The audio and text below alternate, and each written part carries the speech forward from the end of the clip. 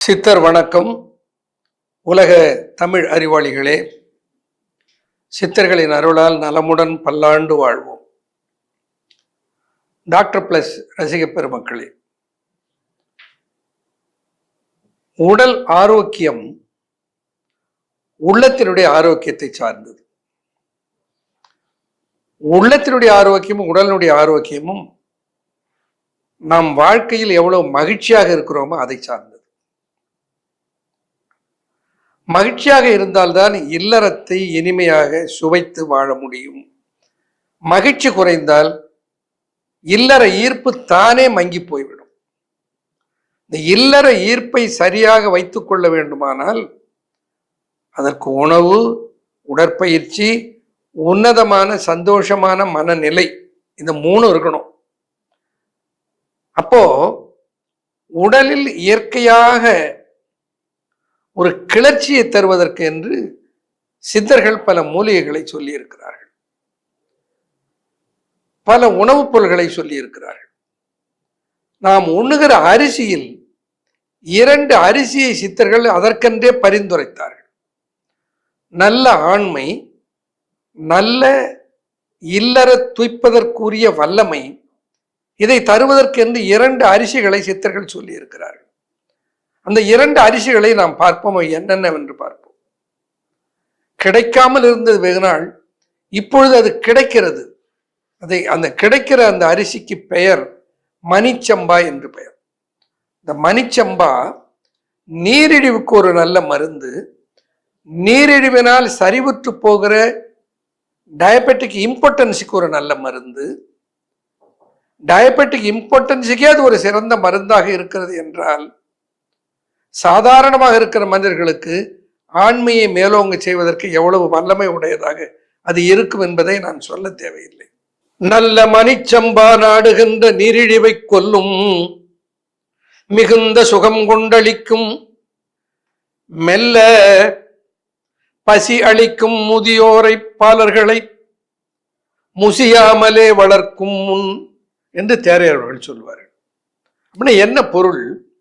நல்ல மணிச்சம்பா, மணிச்சம்பா என்கின்ற அரிசி இருக்கிறது, அது மிக நல்லது. நல்ல மணிச்சம்பா நம்மை நாடி வருகிற நாடுகின்ற நீரிழிவை கொல்லும்.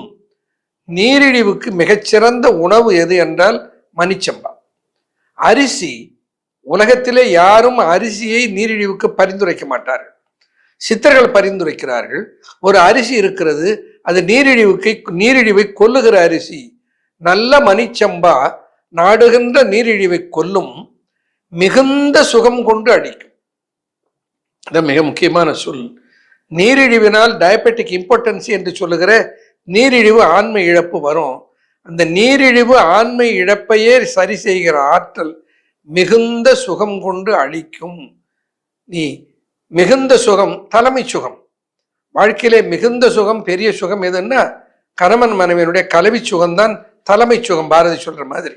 ஆக அந்த சுகத்தை அளிக்கிற ஆற்றல் இந்த நல்ல மணிச்சம்பாவுக்கு இருக்கிறது. முதியோரை பாலர்களை, இளைஞர்களையும் முதியவர்களையும் கொஞ்சம் கூட சலித்து போகாமல் அவர்களை காக்கிற ஆற்றல், சங்கி போகாமல் அவர்களை பேணுகிற ஆற்றல் இந்த மணிச்சம்பாவுக்கு இருக்கிறது. மணிச்சம்பா வேக வைத்தால் அது கொஞ்சம் அதிக நேரம் எடுத்துக்கொள்ளும் அது பக்குவமாவதற்கு. இந்த மணிச்சம்பாவை அதிகமாக சாப்பிட முடியாது, கொஞ்சம் சாப்பிட்டாலே வயிறு நிரம்பிவிடும். அதிலே ஆண்மையை மேலோங்க செய்கிற ஆற்றல் இருக்கிறது. அப்போ ஒரு அரிசி ஆண்மையும் மேலோங்க செய்யும், நீரிழிவையும் கட்டுப்படுத்தும் என்றால் அது மணிச்சம்பா. அதுபோல இன்னொரு அரிசியை சித்தர்கள் சொல்லுவார்கள், அந்த அரிசிக்கும் ஆண்மையை மேலோங்க வைக்கிற சக்தி இருக்கிறது. அது என்ன அரிசி? திணை அரிசி. இப்போ நமக்கெல்லாம் ஒரு செய்திக்காக சொல்லுகிறேன், இந்த லவ் பேர்ட்ஸ் என்று வீட்டிலே வளர்ப்பார்கள். இந்த கூண்டில் இருக்க லவ் பேர்ட்ஸை சாப்பிடுவதற்கு எதை உணவாக தருவாங்கன்னா திணை அரிசியை தான் உணவாக தருவார். அந்த திணை அரிசியை சாப்பிட்டு விட்டு அதை கவனித்தீர்கள் என்றால் ஒரு நாளைக்கு 4-5 முறை கூடி மகிழும். எது? அந்த லவ் பேர்ட்ஸ் என்று சொல்லுகிற, அது பேரே லவ் பேர்ட்ஸ் இல்லை, சும்மா இருக்குமா? அப்போ அந்த லவ் பேர்ட்ஸுக்கு வேண்டிய உணர்வை தூண்டுகிற ஆற்றல் எதற்கு இருக்கிறது? இந்த இந்த திணைக்கு இருக்கிறது. தினைமா கபவாதம் போக்கும், தினைமா கபவாதம் போக்கும், அதன் சாதம் புனைப்பித்தமாயினும் நல் போகம் தனை கொடுத்து வாதம் போக்கும் கஞ்சி சோபை, கஞ்சி சோபை தனை நீக்கும் என்று அறி. எது தினைமா கபத்தையும் வாதத்தையும் போக்கும், அத்தோடு அன்றி அதன் சாதம் கொஞ்சம் பித்தத்தை வெப்பத்தை கூட்டுவதாக இருந்தாலும் கூட நல்போகந்தனை அளித்து நல்ல இல்லற வாழ்க்கைக்குரிய ஆற்றலை அளிக்கிற சக்தி தினை அரிசிக்கு உண்டு. சித்தர்கள் இத்தனை அரிசி இருக்கிற போது இந்த 2 அரிசிகளை மட்டும், மணிச்சம்பாவையும் தினை அரிசியையும் இல்லற வாழ்க்கையை தூய்ப்பதற்குரிய ஆற்றலை தருகிற அரிசிகளாக பரிந்துரைத்தார்கள்.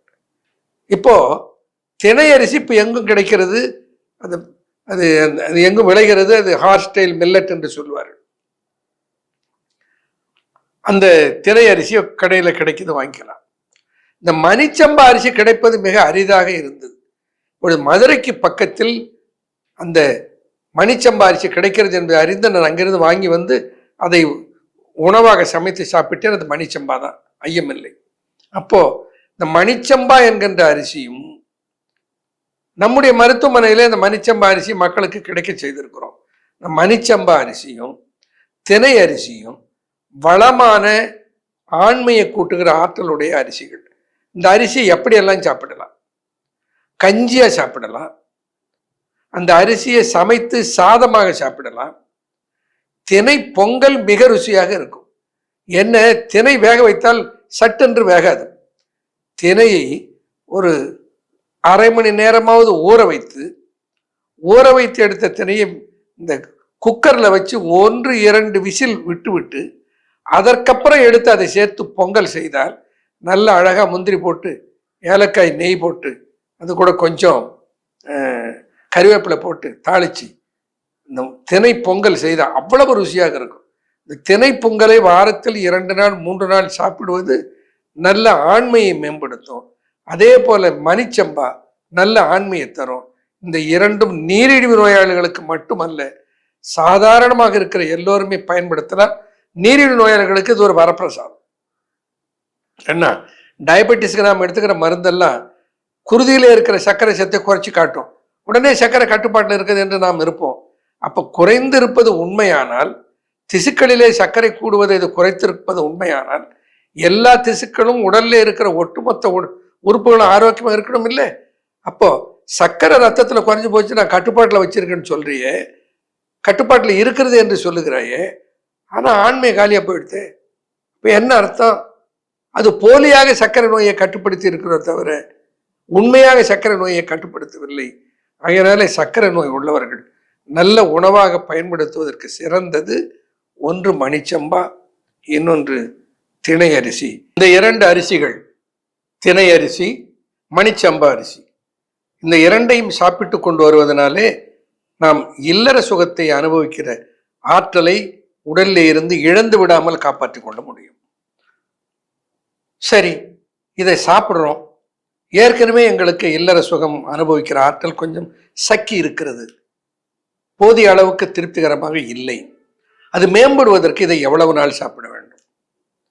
இது உணவு, அது உடலுடைய கட்டுமான பொருள்.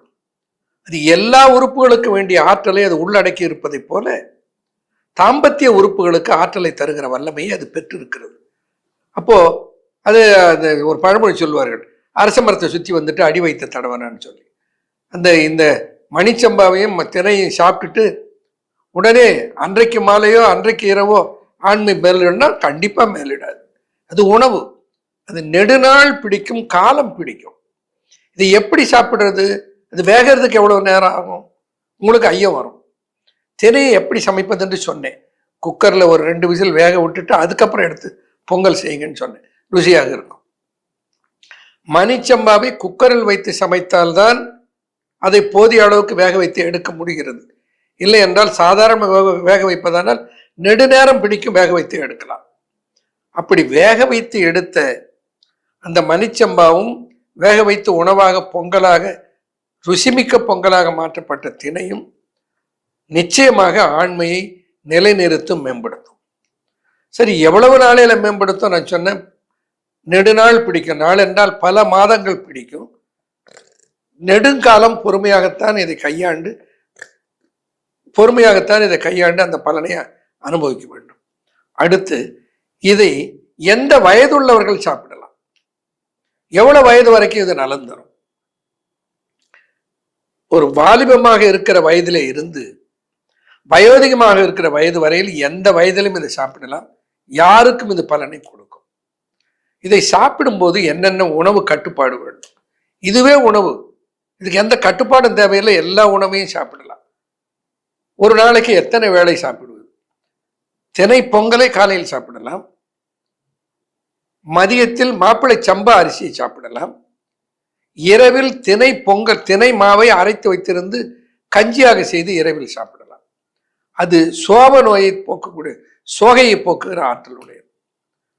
இப்படி 3 வேளையும் திணையையும் மணிச்சம்பாவையும் உணவாக கையாளலாம். இதை பொறுமையாக செய்து கையாளுவதற்கு எனக்கு நேரம் இல்லை. இதை எப்படி நான் அன்றாடம் செய்து சாப்பிட முடியும்? வேலை பளுவுக்கு இடையிலே இதிலே கவனம் செலுத்த முடியவில்லை. எனக்கு உடனடியாக என்னுடைய ஆண்மை ஆற்றல் மேம்படுவதற்குரிய ஒரு உபாயத்தை சொல்லுங்கள் என்று சொன்னால், மகள் இருக்கவே இருக்கிறது. பலமுறை அதை பற்றி சொல்லியிருக்கிறேன். இந்த மகளை பயன்படுத்தி நல்ல ஒரு ஆரோக்கியமான தாம்பத்தியத்தை அனுபவித்து வாழ முடியும். அதை கையாளுங்கள். நன்றி.